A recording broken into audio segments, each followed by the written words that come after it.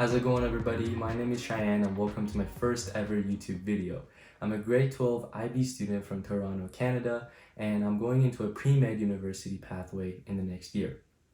I created this YouTube channel to discuss a lot of topics in reference to productivity, health, and happiness. Today, we're discussing exam revision timetables for the exam season that's coming up in the next 1 to 2 months, depending on where you are around the world. So if you want to figure out how to create an exam revision timetable that avoids last minute stress and panic, but also gets you most prepared, stick around to the end of this video.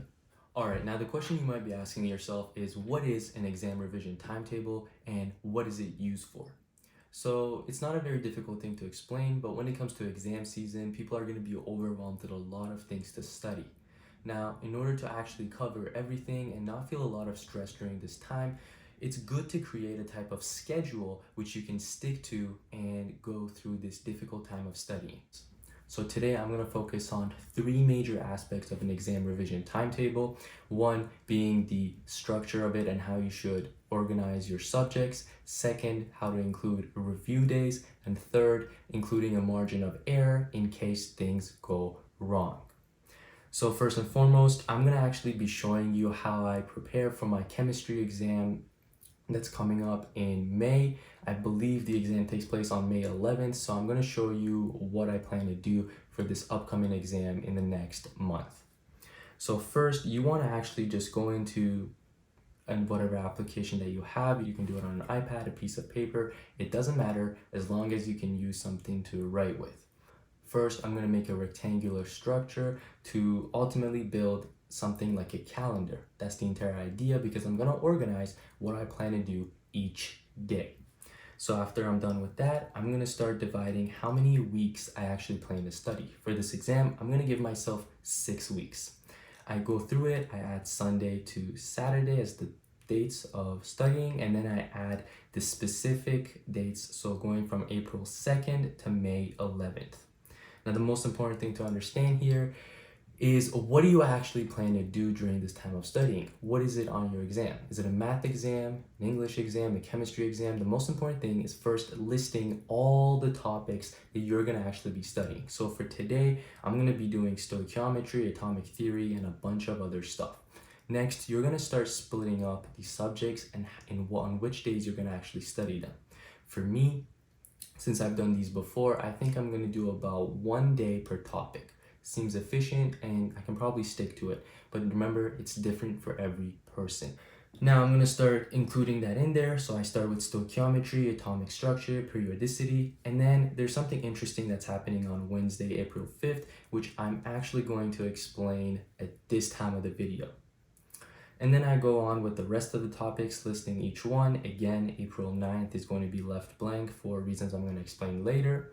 And finally, organic chemistry, if you're familiar with it, is a rather difficult topic, so I'm going to actually allocate 2 days for that.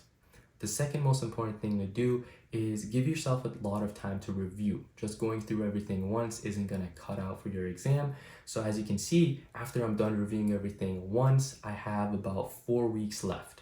So again, I'm going to start reviewing everything once more. This way, I not only understand it, but I also have it memorized. So that's what I do next. I start with stoichiometry, etc., etc., etc. Now, another important thing that comes to the structure of your studying is including variations. So as you can see here, from April 28th to May 7th, I'm actually going to be doing practice papers. What that means is I'm going to take whatever I learned from my studying and apply it to past exam papers. This is very important because you also don't want to be repeating the same thing over and over again. It's exactly why I didn't do a 3rd review, because by then I'm actually going to be pretty sick and tired of doing the same thing, and I'm actually going to start slacking. So I know if I have variation, I'm doing new things like question banks, then it's going to be far more productive. Next, let's explain what's happening on April 5th, 9th, 16th, and 15th and 16th, 21st.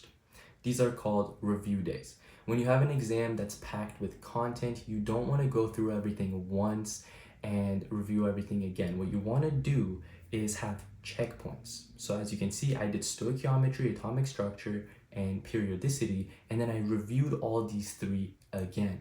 because if I do all 10 topics at once and then review them again, it's not really the most efficient way. What you want to do is divide it. So I divided 10 topics into 3 topics and I reviewed them every 3 times. So I reviewed stoichiometry, atomic structure, and periodicity each individually, and then I did them all together again on April 5th. And then for bonding, thermochemistry, and kinetics, I did it all again on April 9th. Equilibrium, acids and bases, redox processes, organic chem, all done on April 15th and 16th. This actually leads to my third and last point, being a margin of error. Now, the entire point of an exam revision timetable is to avoid stress and last minute panic. If you give yourself a lot of things to do during the day and you actually don't achieve them and you start falling behind schedule, all that's going to do is discourage you, and it's only going to make you want to give up. So what you want to do is give yourself enough time so that you're not overwhelmed, which is exactly what these review days do on April 5th, 9th, and etc. But also May 8th, 9th, and 10th.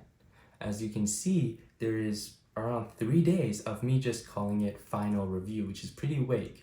And the reason I'm doing that, the reason that 3 days before the exam I'm doing something is because it's my margin of error. In case something goes wrong during these past few weeks, I can't, maybe organic chemistry takes 3 days instead of 2 days. I have to push something forward.